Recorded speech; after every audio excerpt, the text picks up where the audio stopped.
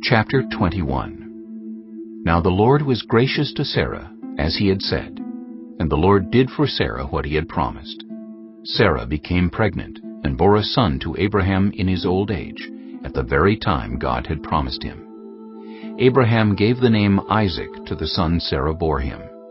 When his son Isaac was 8 days old, Abraham circumcised him, as God commanded him.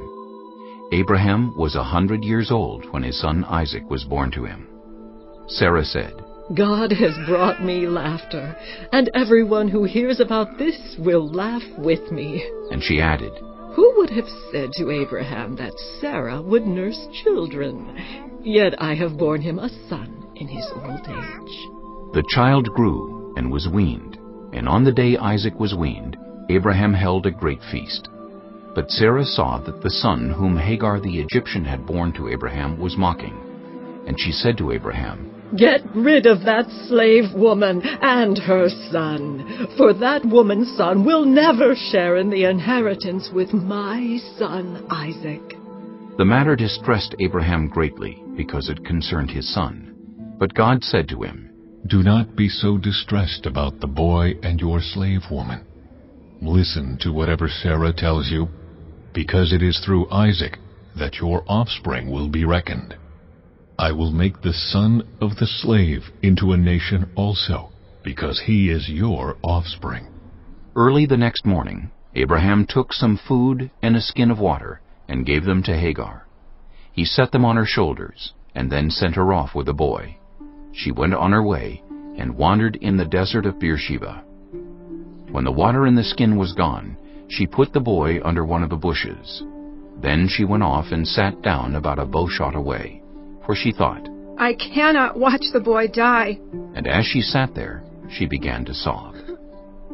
God heard the boy crying, and the angel of God called to Hagar from heaven and said to her, What is the matter, Hagar? Do not be afraid.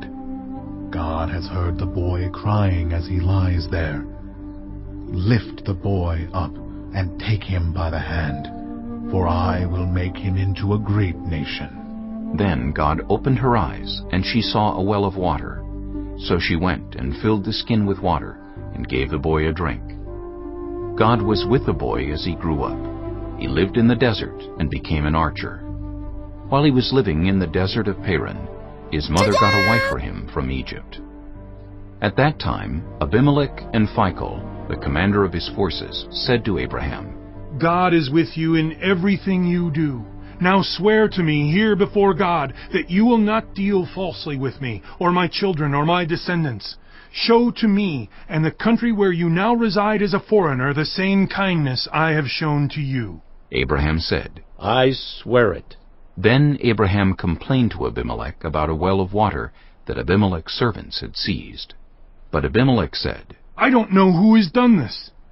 You did not tell me, and I heard about it only today. So Abraham brought sheep and cattle and gave them to Abimelech, and the two men made a treaty. Abraham set apart 7 ewe lambs from the flock, and Abimelech asked Abraham, What is the meaning of these 7 ewe lambs you have set apart by themselves? He replied, Accept these 7 lambs from my hand as a witness that I dug this well. So that place was called Beersheba, because the two men swore an oath there. After the treaty had been made at Beersheba, Abimelech and Phicol, the commander of his forces, returned to the land of the Philistines.